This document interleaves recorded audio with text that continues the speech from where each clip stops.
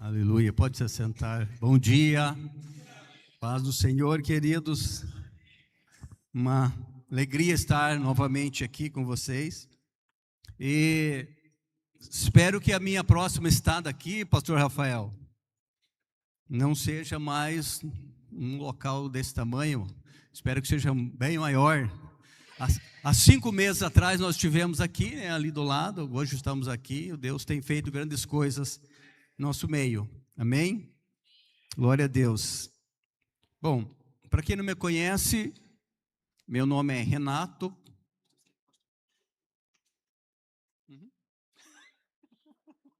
É uma honra, né, ter o pastor Ney aqui tocando. Você pode ficar aí, Rogério. Você toca toda quarta-feira lá para nós. Daí também, né? Amém. Meu nome é Renato, sou pastor de uma igreja lá em Ponta Grossa há mais de 30 anos, perdi até a conta. E sou casado com a pastora Lucélia há 39 anos.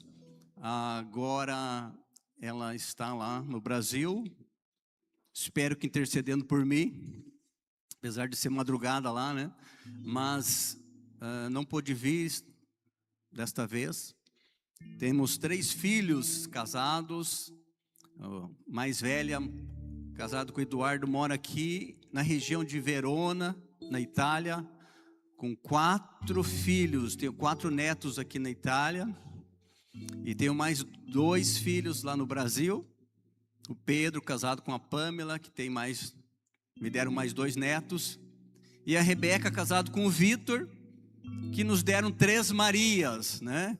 E o Vitor é filho do pastor Rude e da pastora Lila. Então é tudo meio em família, né? Glória a Deus. E uma alegria, querido. Eu queria compartilhar nesta manhã com vocês esses dias que estivemos aqui, não só aqui, mas por onde a gente tem andado e ouvido que Deus tem falado à igreja. De um modo geral, o Senhor está cada dia nos convocando para estabelecermos fundamentos e resgatar valores. Lá em Ponta Grossa está sendo construído um prédio de 60 andares. É um dos maiores do Paraná. E por meses ou talvez anos, não se via nada para cima daquele prédio. Havia apenas uma movimentação de caminhões, de funcionários, e você não passava em frente. Eu passava quase todos os dias pelaquela avenida e não conseguia visualizar nenhuma construção ainda, porque eles estavam trabalhando nos fundamentos, muito profundo, para poder sustentar um edifício, um prédio de 60 andares. E eu creio que o Senhor tem feito isso em nossas vidas. E essa conferência, Ele estabeleceu muitos fundamentos na nossa vida e resgatou muitos valores. Eu queria nesta manhã continuar um pouquinho sobre isso. Eu queria que você abrisse a sua Bíblia, por gentileza, em 2 Crônicas. 2 Crônicas no capítulo 29. Nós vamos ler do versículo 1 ao 5. Enquanto você abre aí, vamos orar mais uma vez. Papai, eu quero te agradecer, Senhor, pelo privilégio de poder estar aqui ministrando a palavra com os nossos irmãos.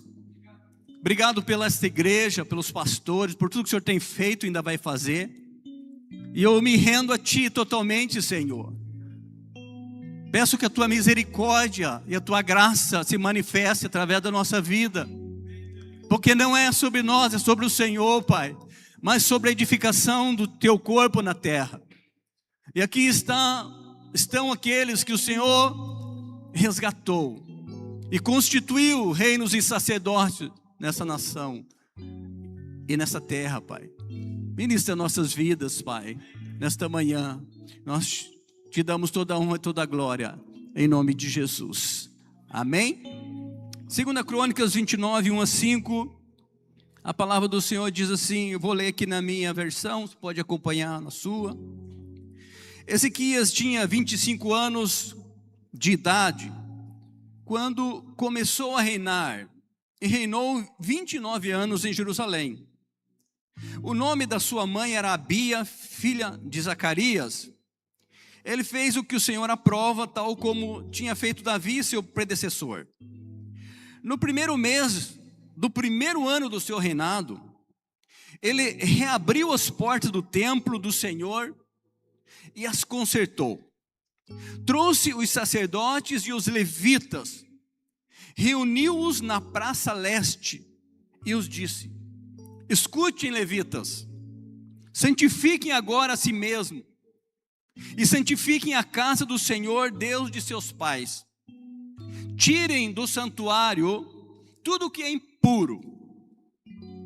Eu queria que você fosse para o versículo 11 do mesmo capítulo. Versículo 11 diz: meus filhos, não sejam negligentes agora, pois o Senhor os escolheu para estarem diante dele e o servirem, para ministrarem perante ele e queimarem incenso.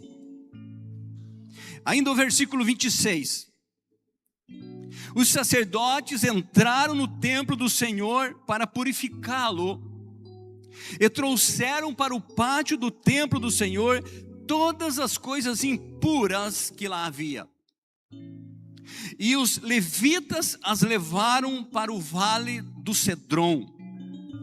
E por último, o versículo 29 do capítulo 30. Capítulo 30, versículo 29. Os sacerdotes e os levitas levantaram-se para abençoar o povo, e Deus os ouviu. A oração deles chegou aos céus, a sua santa habitação. Amém? Você pode dar um aplauso à palavra do Senhor, querido? Obrigado, Jesus. Aleluia. O rei Ezequias, tão logo, irmãos, ele assumiu o trono, ele começou a fazer reformas, porque Israel, o povo de Deus, Judá, estava por muito tempo distante do Senhor. Os reis que vieram anteriormente, de maneira especial o pai de Ezequias, foram reis idólatras que levaram o povo à idolatria, prostituíram o templo, trouxeram vários deuses pagãos para dentro do templo e começaram a adorar outros deuses, se desviaram da presença do Senhor. E aqui nós vemos que a palavra do Senhor já começa dizendo que Ezequias, tão logo ele assumiu o reinado, já no primeiro mês, ele começou a fazer reformas. Ele percebeu que ele precisava atrair a presença de Deus, ele precisava novamente estabelecer os fundamentos do Senhor na vida deles, do povo de Deus. Ele precisava resgatar o culto, e ele começou a fazer essas mudanças. Ele convocou os sacerdotes, ele convocou os levitas, ele convocou o povo para uma santificação.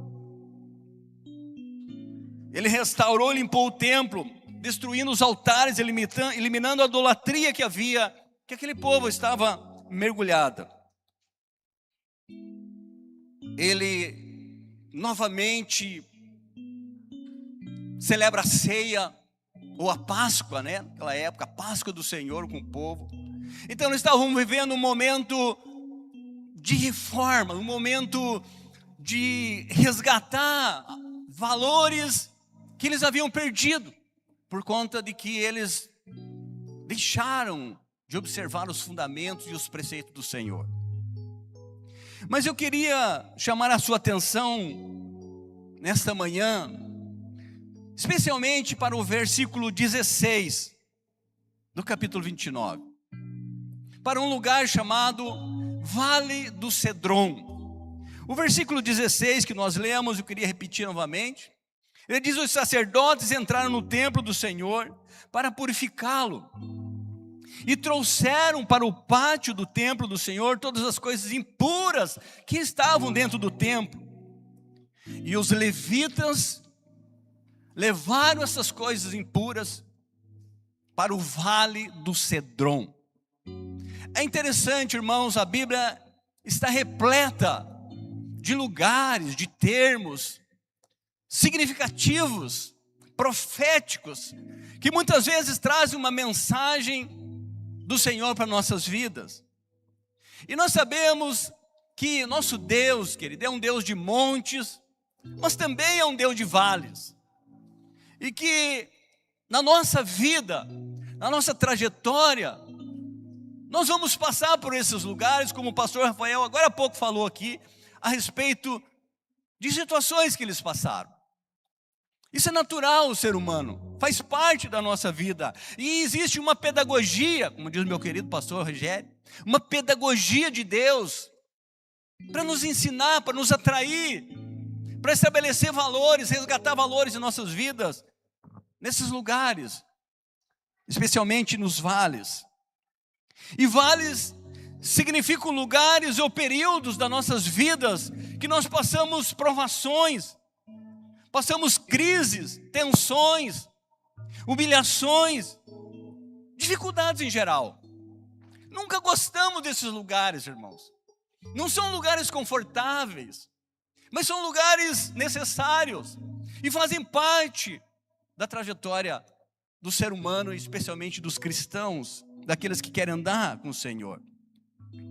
Mas também nesses lugares, querido, Deus pode nos proporcionar tempos gloriosos, tempos de profunda comunhão com Ele, de profunda revelação.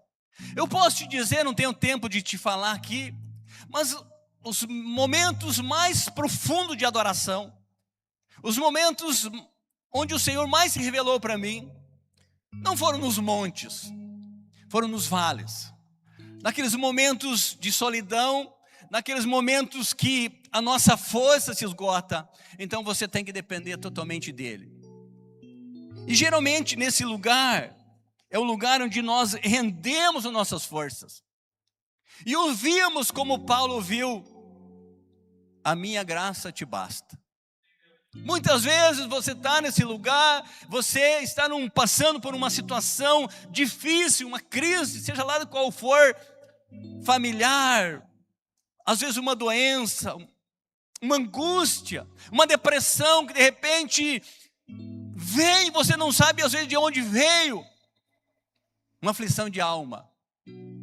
Então é nesses lugares em que parece que Deus quer nos vencer, e nós temos que nos render e escutar isso do Senhor: o meu poder se aperfeiçoa na fraqueza. Quando nós somos vencidos nas nossas forças, então o poder de Deus começa a agir de uma forma tremenda. Eu me lembro que, quero rapidamente contar algumas coisas pessoais. Há uns 10 anos atrás, eu me lembro que parece que eu contei isso aqui da outra vez. Há uns 10 anos atrás, nós estávamos nos preparando para o Natal com a família. E naquela época toda a nossa família fazia uma grande festa, ainda hoje faz, mas reunia muita gente, todos os familiares celebravam o Natal num lugar junto.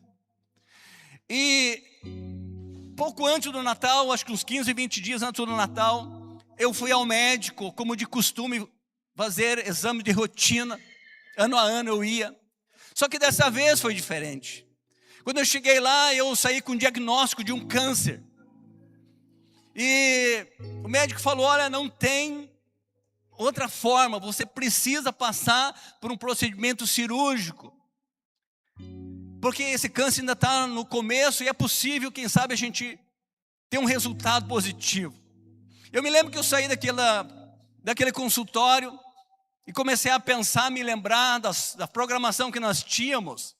Então eu cheguei em casa e comuniquei a minha esposa, falei: amor, tem uma notícia que o médico me passou. Ele disse que eu estou com câncer e pediu para fazer exames. E nós sentamos ali, oramos juntos, e já tínhamos passado por algumas situações, e nós olhamos um para o outro e falamos: nós vamos vencer em nome do Senhor. E fizemos um pacto ali: não vamos contar para os nossos filhos agora, vamos esperar o Natal, vamos esperar a celebração, depois em janeiro, quem sabe em fevereiro, eu vou fazer esses exames e a gente conta. E nós combinamos assim. E celebramos o Natal, celebramos a festa com toda a família, não falamos nada para ninguém. E depois que voltamos, fomos enfrentar aquela situação, chamamos a família toda. Foi um momento difícil, irmãos. Mas eu lembro que parece que uma paz que excede o entendimento invadiu o nosso coração. E passando alguns tempos, depois eu fiz o tratamento, graças a Deus, o Senhor me deu o livramento, estamos curados já há um bom tempo. Passado algum tempo, um dia nós estávamos em casa, tranquilo, e minha esposa começou a se queixar de uma dor na coluna. E novamente nós fomos procurar um médico. E veio um diagnóstico que ela estava com tumor no cone medular. Uau, tinha passado alguns anos, eu ainda estava no processo da cura.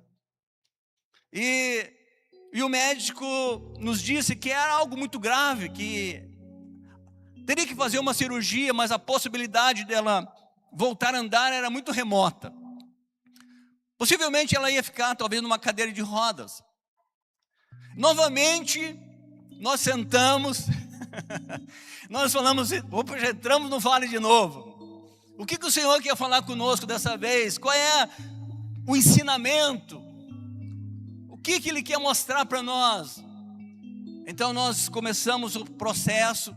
E eu me lembro que no dia que ela foi internada para fazer a cirurgia, eu fiquei sozinho no quarto, aguardando umas 7 horas de cirurgia mais ou menos. Irmãos, nesse período de 7 horas que eu estava no quarto, eu acredito que foi o tempo que Deus me ministrou a minha vida, talvez de 3, 4 anos de ministração. Me trouxe muitas palavras, me trouxe muitos sonhos, me trouxe muitas visões, revelações, confiança. A ponto que, quando ela voltou para o quarto no outro dia, e nós estamos ali esperando a visita do médico, e ela falou: amor, eu estou sentindo as minhas pernas. Eu falei: você está sentindo? Ela falou: eu estou sentindo as minhas pernas. O médico falou que eu não ia sentir minhas pernas. Então eu fui lá nas pernas dela, dei umas beliscadinhas assim, ela sentiu. E o médico chegou e falou para ela, já chegou falando: olha, você vai ter que ficar uns 7 dias aqui, sem poder levantar, sem poder ir para o banheiro, sem poder se movimentar, porque as suas pernas não vão responder. E ela olhou para o médico sorrindo e disse: doutor, as minhas pernas estão se movimentando, eu estou sentindo minhas pernas. E ele quase que não acreditou e foi conferir. Por que eu estou contando isso, irmãos? Porque são coisas que acontecem na nossa vida. E não é pelo fato de nós sermos cristãos que não vão acontecer. Quando você lê a segunda carta de Paulo aos Coríntios, e Paulo ali está se despedindo do seu filho na fé, Timóteo, ele está preso, abandonado por muitas pessoas. Ele diz lá no final da carta que ele havia deixado um dos companheiros de jugo dele, se não me engano era Erasto, tinha deixado lá em Mileto, doente.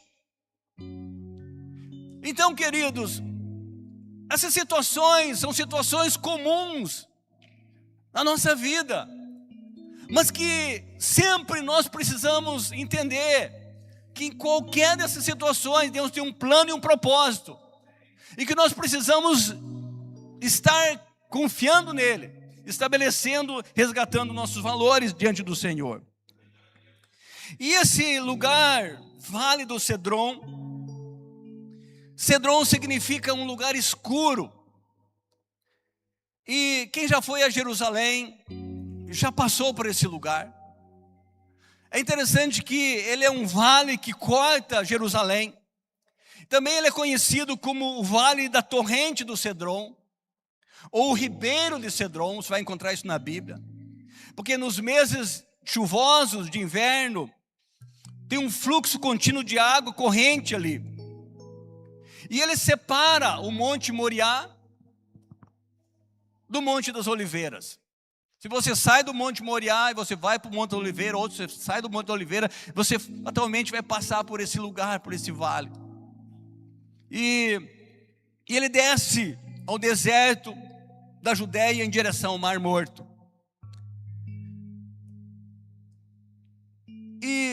É interessante, irmãos, que todos nós que queremos andar com Deus, queremos experiência com Deus, queremos crescer na fé, queremos vencer as batalhas, queremos vencer as guerras, em algum momento da nossa vida, possivelmente nós vamos ter que passar por esse vale.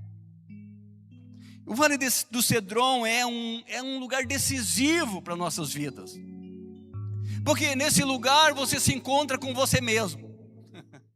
Nesse lugar, muitas vezes, você se encontra com as suas limitações.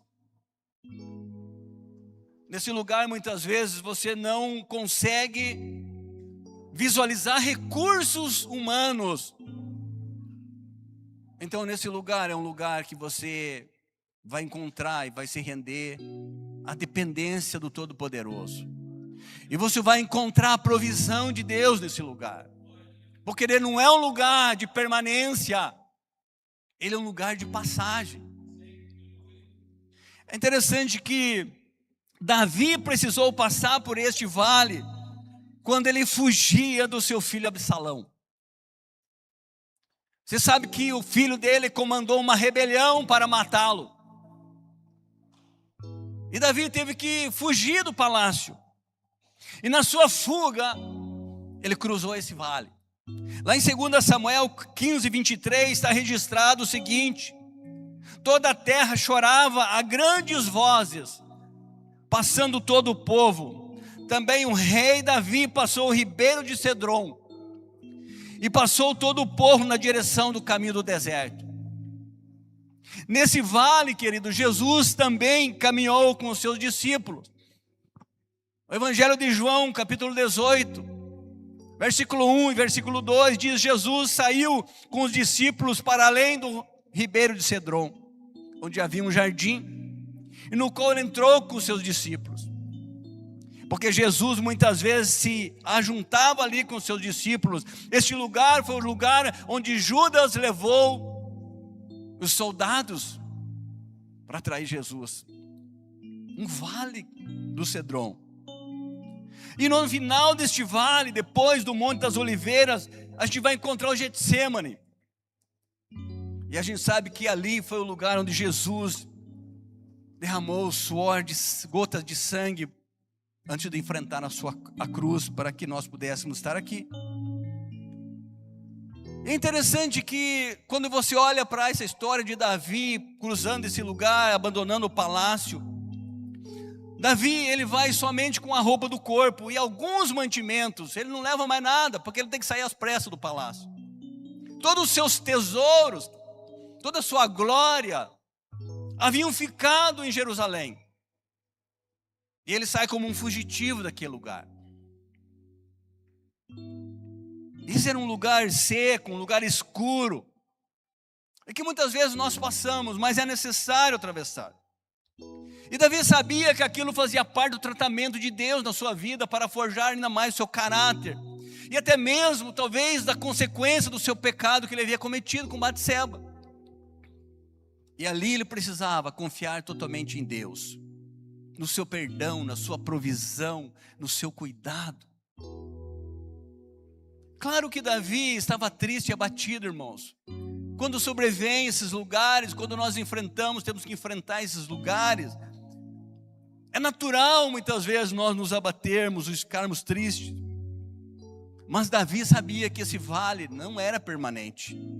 Ele confiava numa promessa do Senhor. Ele sabia que Deus havia dado uma promessa para ele, a sua posteridade no trono. Por isso era necessário que ele prosseguir, ainda que houvesse lágrimas. E assim acontece comigo, com você, querido. Nós não podemos parar nesse lugar. Nós não podemos estacionar. Nós não podemos ficar somente olhando para esses lugares escuros, vazios, difíceis que nós enfrentamos em nossa vida. Nós precisamos avançar. E assim como Jesus, Davi, é interessante que ele acampou com o povo naquele lugar, e ele adorou a Deus. Lá em 2 Samuel 15, 32, diz assim: aconteceu que chegando Davi ao cume daquele lugar, parou para adorar a Deus. pastor Rafael agora há pouco disse aqui, que muitas vezes, no momento de angústia, de pressão, ele adorava. Essa é uma chave, querido.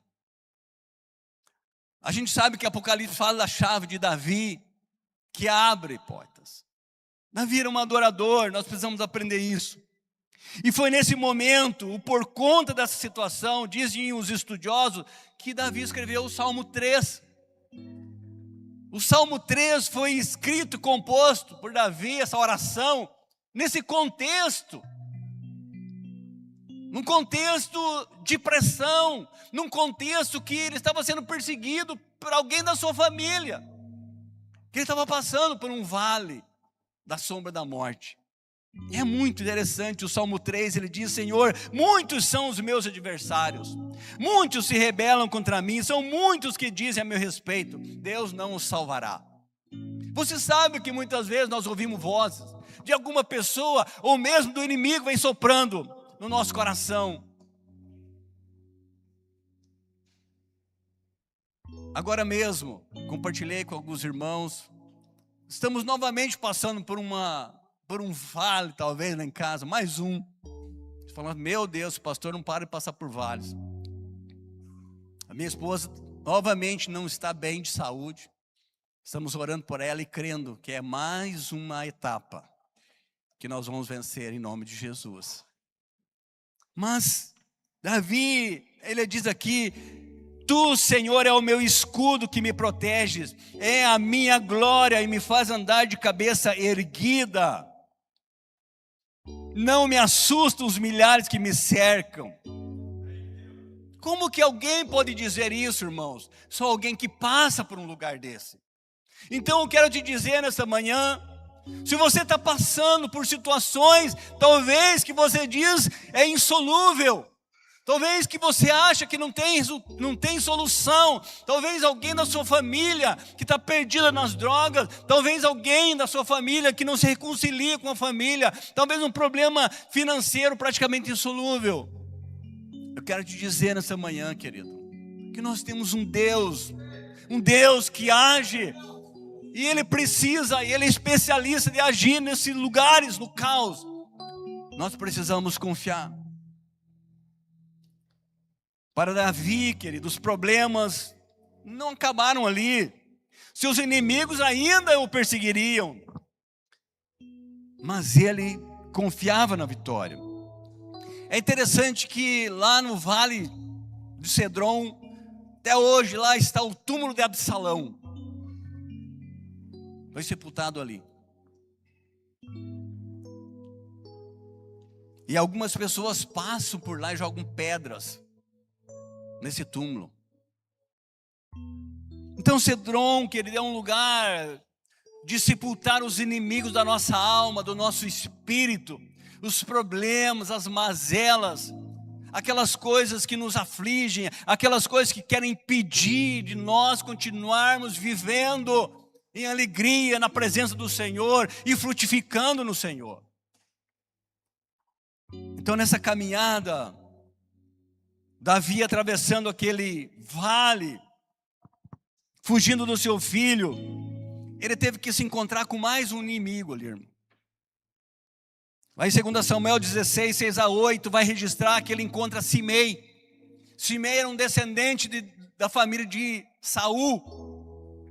E ele começa a amaldiçoar Davi naquele lugar. Davi está extremamente humilhado, passando por aquele lugar.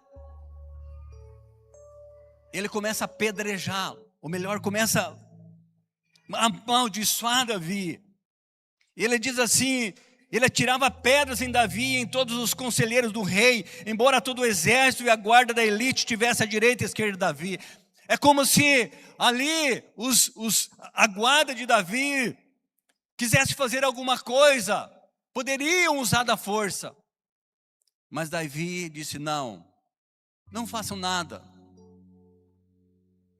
Ele entendeu que era necessário passar por aquele lugar e que ele precisava confiar no Senhor. Então diz a palavra, enquanto amaldiçoava, Simei dizia: saia daqui, assassino, bandido. O Senhor retribuiu a você todo o sangue derramado da família de Saul. O Senhor entregou o reino nas mãos do seu filho Absalão. você está arruinado. Foram palavras duras, querido. Talvez você já recebeu palavras assim, de pessoas que falaram para você: você está arruinado, você não serve mais para nada, você novamente fez isso. Esses momentos, irmãos, são momentos que nós passamos, mas nós não podemos dar ouvido a essas palavras.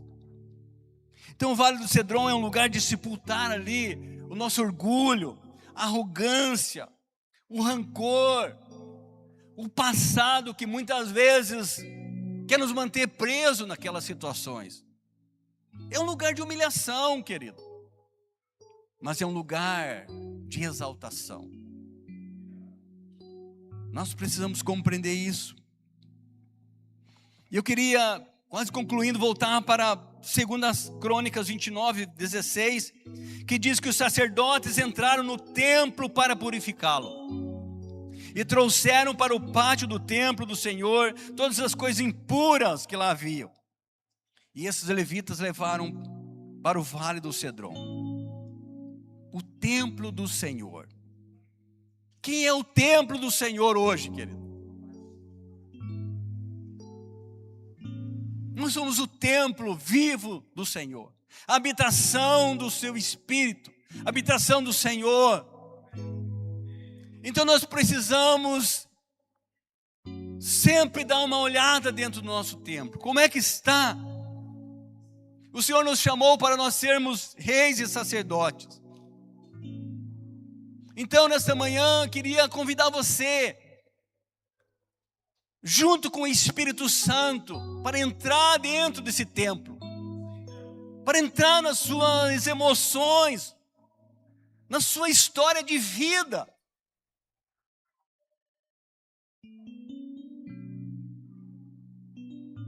E dá uma vasculhada.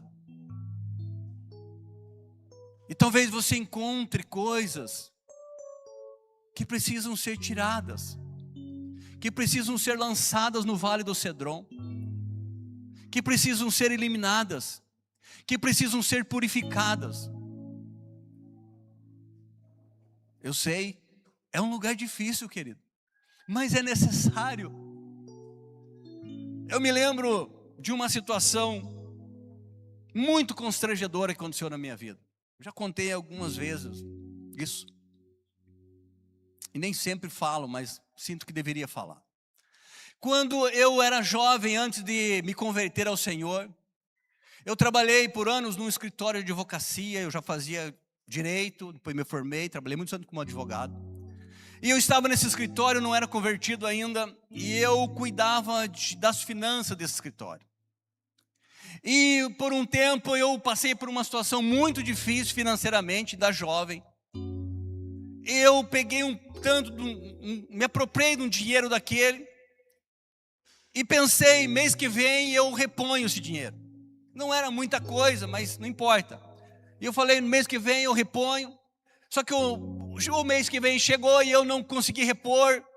E eu, na minha cabeça, no outro mês eu reponho, outro mês eu reponho. E a coisa foi passando, e virou uma bola de neve e eu não conseguia repor aquela coisa. Então, um belo dia eu tive uma ideia brilhante. É muito simples, é só você fazer uma nota fria. Arruma uma nota de qualquer coisa nesse valor e você vai colocar lá e está tudo certo. E eu fiz isso. E passou-se o tempo, querido. E aí eu me converti ao Senhor.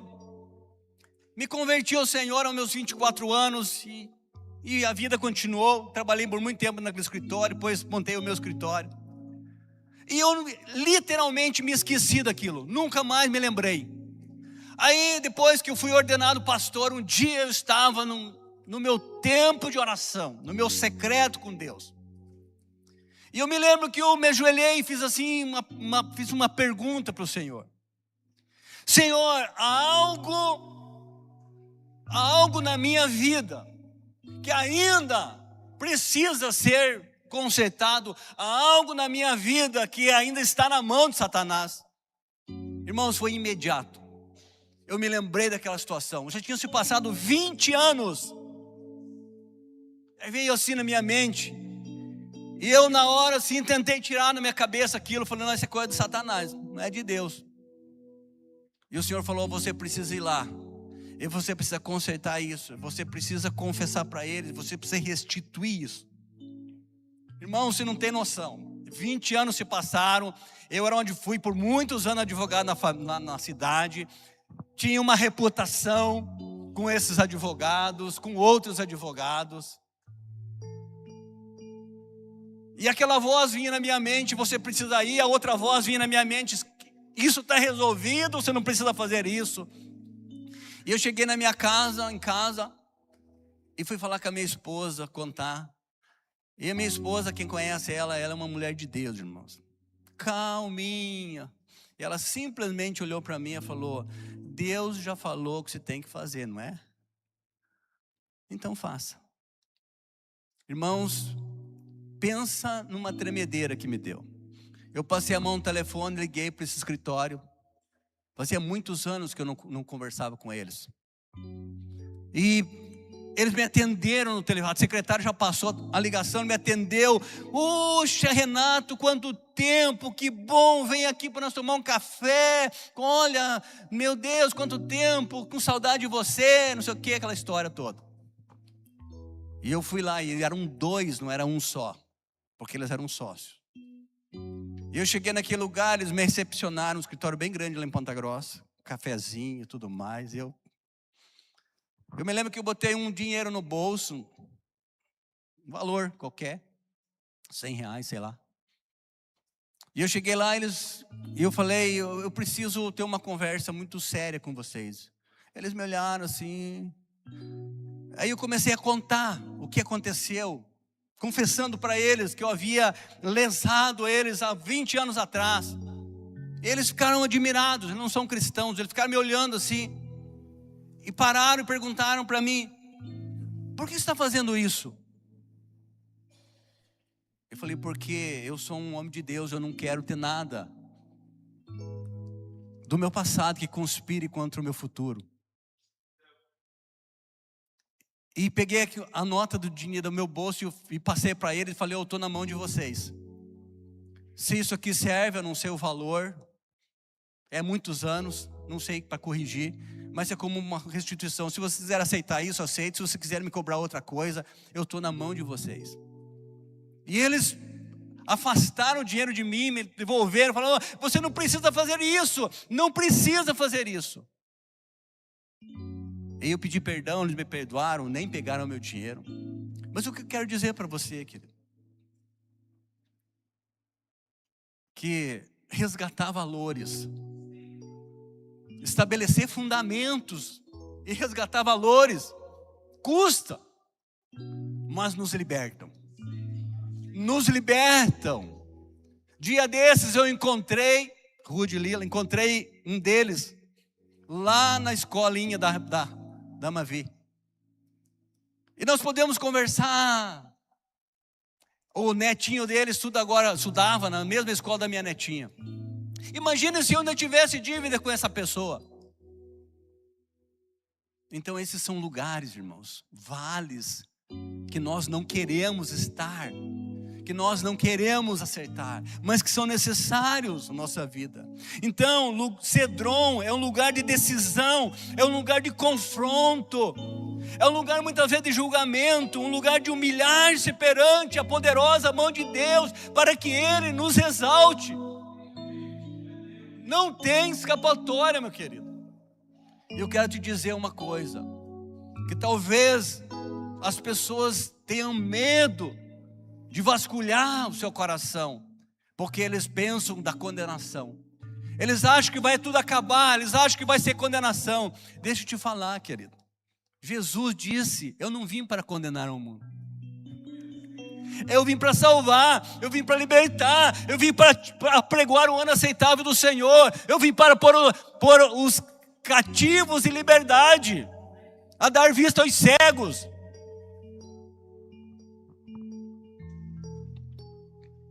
Então,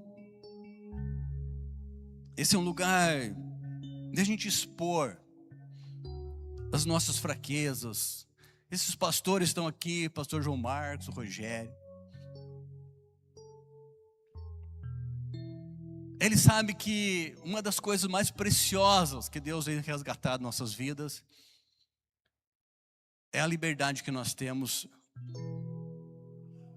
de orar um pelos outros, de confessar nossos pecados um para os outros, porque nós somos homens falhos, querido. Não somos super homens, super poderosos. Nós somos pessoas iguais a você, a todo mundo, sujeitos às mesmas paixões. E se nós não tivermos cuidado todos os dias,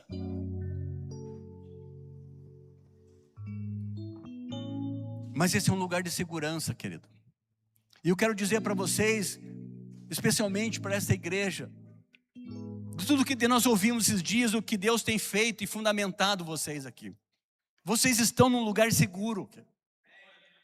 Vocês estão num lugar onde vocês têm a oportunidade de se libertar de qualquer coisa que porventura prenda aí nas suas vidas.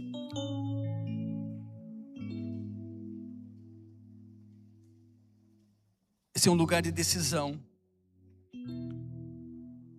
É interessante que a tradição diz que os peregrinos, muitos peregrinos, quando iam a Jerusalém e passavam por esse lugar, por esse vale, eles lançavam muitas coisas que eles não queriam mais.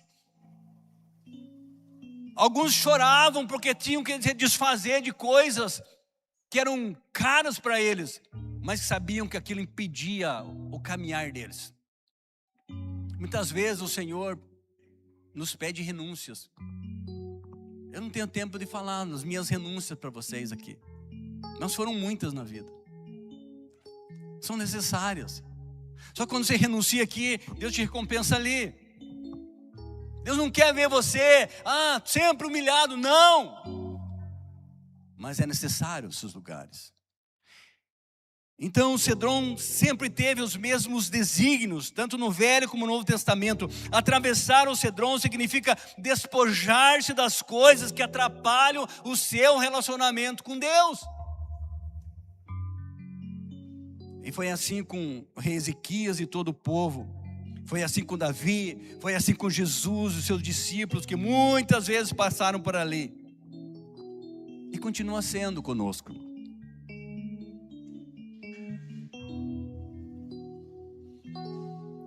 E a pergunta para nós hoje é essa: existe algo no seu interior, existe algo no templo do Senhor que precisa ser purificado? Sempre vai existir, irmãos. Quando nós lançamos luz, quando nós convidamos o Espírito Santo para iluminar o templo, muitas vezes ele vai mostrar situações. Eu queria que você ficasse em pé, querido.